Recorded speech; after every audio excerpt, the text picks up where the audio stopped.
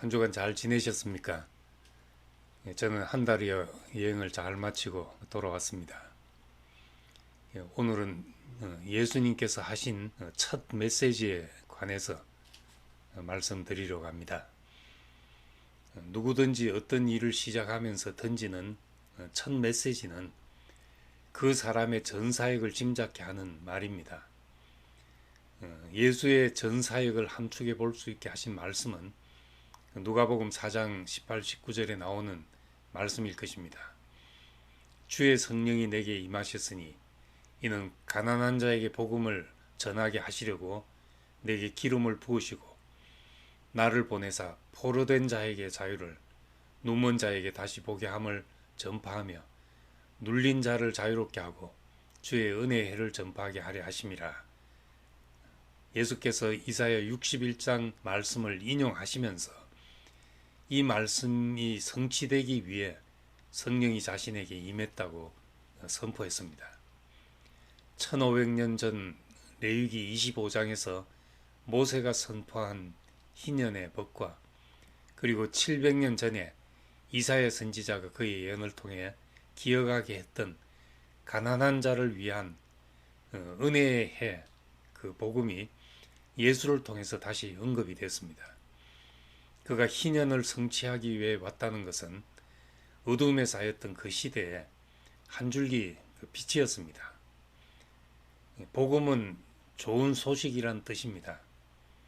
예수님의 복음은 심판의 두려움이나 지옥의 공포를 가지고 사람들을 움직이는 것이 아니고 소망을 가지고 흑암에 앉은 백성에게 찾아오신 빛을 비추는 말씀이었습니다. 불교에 있는 말로 예를 들면 생자필멸이라는 말이 있습니다.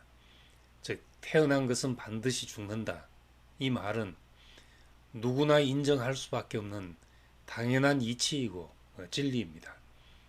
이런 말을 들으면 자신에게 주어진 운명을 깨닫고 순응하게 하지만 그것이 딱히 삶에 소망을 주지는 않습니다. 그런데 예수님은 거듭남에 대해 곧 죽고 다시 태어난다는 말씀을 하심으로써 죽음이라는 절망을 소망으로 바꾸셨습니다. 한 알의 밀이 땅에 떨어져 죽으면 많은 열매를 맺는다. 건축가들이 버린 돌이 모퉁이 보배롭고 요긴한 머릿돌이 된다. 이런 말씀은 어떤 부정적인 상황도 축복으로 바꾸게 하는 말씀이었습니다. 그래서 그 말씀을 우리는 복음이라고 합니다. 은혜의 해를 선포하는 것, 이것은 희망을 주는 말씀이었습니다. 이스라엘에는 희년이라는 독특한 법이 있습니다. 희년은 유대인들이 50년마다 노예가 된 사람들을 다시 자유인으로 해방하고 팔려갔던 모든 토지를 본래 주인에게 돌려주며 모든 부채를 탕감해주는 해였습니다. 그래서 이사야는 희년을 은혜의 해라고 불렀습니다. 요즘 가난을 벗어날 수 없어 신용불량자가 된 사람이나 비천한 신분의 장벽 때문에 세상에서 흙수저라 생각하고 고생하는 사람들에게 이런 법이 있다면 큰 희망일 것입니다. 제가 세상의 법을 잘 모르지만 어쩌면 희년은 인류 역사상 가장 위대한 법이었는지도 모릅니다. 이런 법이 있으면 요즘 부동산 투기나 부의 대물림 같은 것이 해결될 수도 있을 것입니다. 또 자연에 대해서도 희년에는 농사를 짓지 않고 1년 동안 땅을 쉬게 함으로써 땅의 생명력을 회복해서 생명이 더 잘 자랄 수 있도록 했습니다. 그런 면에서 희년의 법은 하나님의 자비와 은혜를 가장 잘 나타낸 법입니다. 이사야가 희년을 여호와의 은혜의 해라고 한 것도 이것 때문입니다. 그러나 현실적으로 오늘날 이런 법이 생겨나긴 참 어렵습니다. 세상에 이상을 제시하는 사람들은 많습니다. 이상을 무조건 쫓을 일이 아니고 실현될 이상인지를 검증해 봐야 합니다. 뜻이 하늘에서 이루어짐 같이 땅에서도 이루어지리다. 좋은 말이지만 어떻게 땅에서도 이루어지는지를 생각해 봐야 합니다. 그래서 예수님은 어떻게 희년을 성취하며 우리의 본래 기업을 되찾게 하시고 자유자가 되게 하시는가를 우리는 짚어봐야 알 수 있습니다.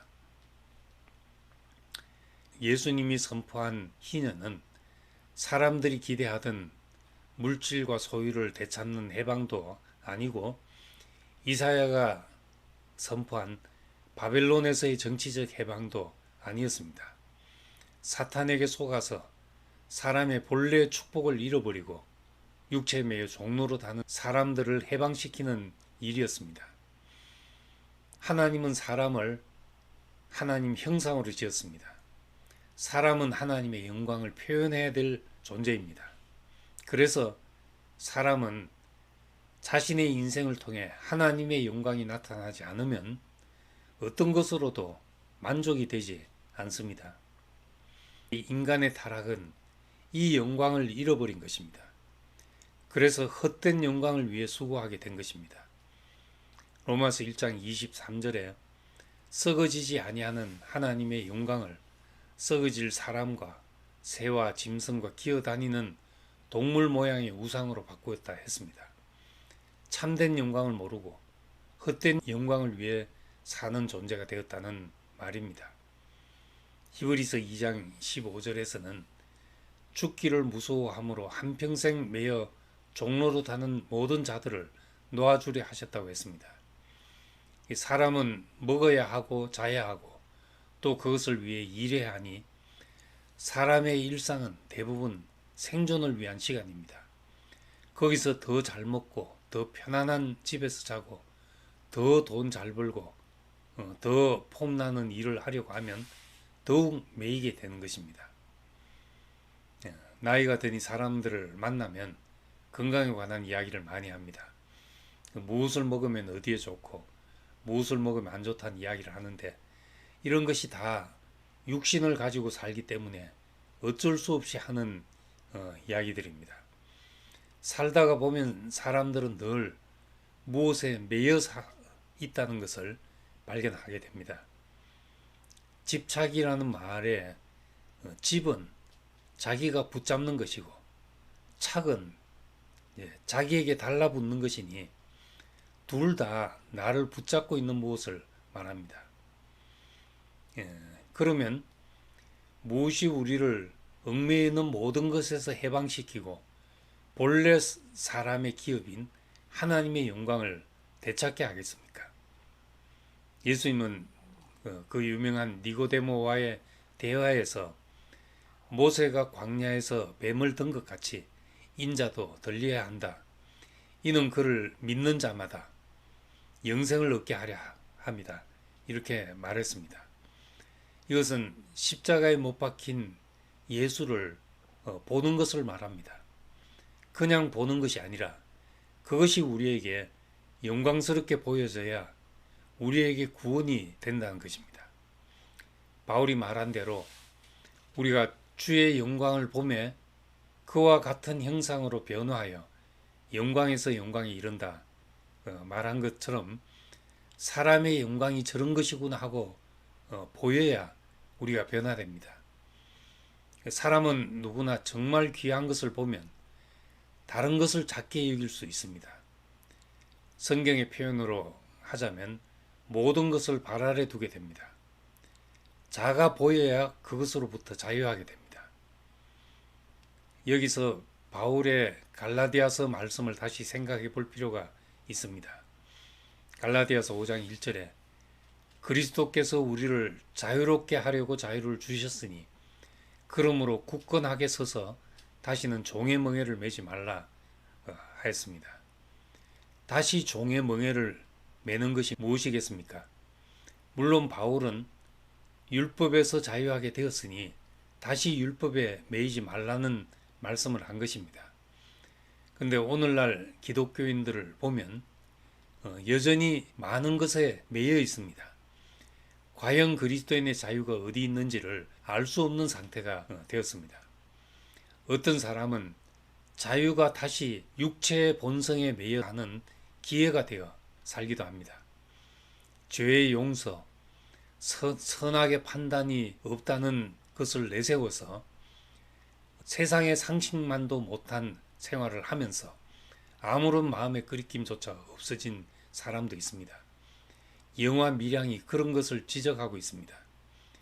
또 어떤 사람은 다시 종교에 모이고 교회라는 조직에 매이고 사람에게 매여 자유를 잃는 경우도 흔히 봅니다. 교회의 지도자들이 교회 안에서 얻은 해방과 자유가 흘러갈 물길을 열어놓지 못했기 때문에 복된 에너지가 교회라는 조직 속에서 소모적으로 맴돌게 되는 것입니다. 우리는 물질에 매여 종노릇 할 사람도 아니고 성공이나 명예에 매여 종노릇 할 사람도 아니며 또한 종교나 사람에게 매여 종노릇 할 사람도 아닙니다. 십자가에 달려 죽은 사람에게서 나오는 참된 영광이 보이면 원래 하나님이 사람에게 허락하신 모든 것이 회복이 되고 얽매였던 모든 것에서 자유하게 됩니다. 이사야의 표현대로 그분의 손길이 닿는 곳마다 그 영광이 보여질 때마다 죄를 덮어쓰는 대신에 화관을 쓰고 슬픔 대신에 기쁨의 기름을 바르고 근심하는 대신에 찬송의 옷을 입게 될 것입니다. 단지 하나님의 영광이 보여 그 영광에 사로잡힘으로써 다른 어떤 것에도 매이지 않는 자유를 가지게 하는 것이 오늘날 우리에게 주신 희년의 복음입니다. 저는 하나님이 나를 자기 형상으로 지었으면 내게서 자기 형상을 찾으실 것이고 나를 그리스도 안으로 부르셨으면 내게서 그리스도를 찾으시리라는 것을 알게 되었습니다. 이것이 나를 모든 것에서 자유케 하는 말씀이 되었습니다. 내가 원하는 것이나 사람들이 기대하는 것이 없어도 내게서 그리스도가 존귀된다면 그것이 하나님 앞에서 계수되는 인생이라고 생각을 했습니다. 그 이후 저는 모든 염려에서 자유하게 됐습니다. 건강에 대한 염려도 염려함으로 키를 한 자나 더 키우겠나 하신 말씀처럼 하나님이 나를 필요로 하신다면 당신이 필요한 날까지 세상에 두시겠지 생각하니까 몸이 어떻게 될지에 대한 두려움이 떠났습니다. 어차피 생로병사의 길을 가는 인생, 그 하나님의 필요 안에 있는 인생으로 자신이 발견되면 내가 나를 염려하고 내가 나를 지키고 하는 문제에서 자유롭게 되는 것입니다. 경제적으로도 곡식 떠는 소의 입에 망을 씌우지 않는다는 말씀처럼 주님을 위해 살아가는 사람을 굶어 죽게 하겠나 생각하니 그 문제에 대해서도 자유로웠습니다. 또한 고린도전서에 사람이 알아주고 인정하는 일이 내게는 매우 작은 일이다 말씀한 것처럼 나를 농사 짓는 일에 미끄럼으로 쓰시든지 건축하는 일에 땅 밑에 묻어서 기초돌로 쓰시든지 하나님의 경륜에 한 점을 보태고 지나가는 것으로 충분하다는 마음이 들었습니다. 그래서 살든지 죽든지 내 몸에서 그리스도가 존귀하게 되기를 원한다 한 것처럼 그리스도가 존귀해지는 목표를 가지면 살고 죽는 문제에서도 자유롭게 됩니다. 조금만 궁핍해도 조금만 아파도 그것이 내 인생 전체를 힘들게 만드는 것은 이 그리스도 안의 자유가 없기 때문입니다. 예수께서 선포하신 희년의 축복은 바로 이런 자유입니다. 이 시대의 희년, 내 인생에서 희년이 발견되어서 우리가 사는 날이 은혜의 해가 되고 기쁨의 해가 되기를 소망합니다. 감사합니다.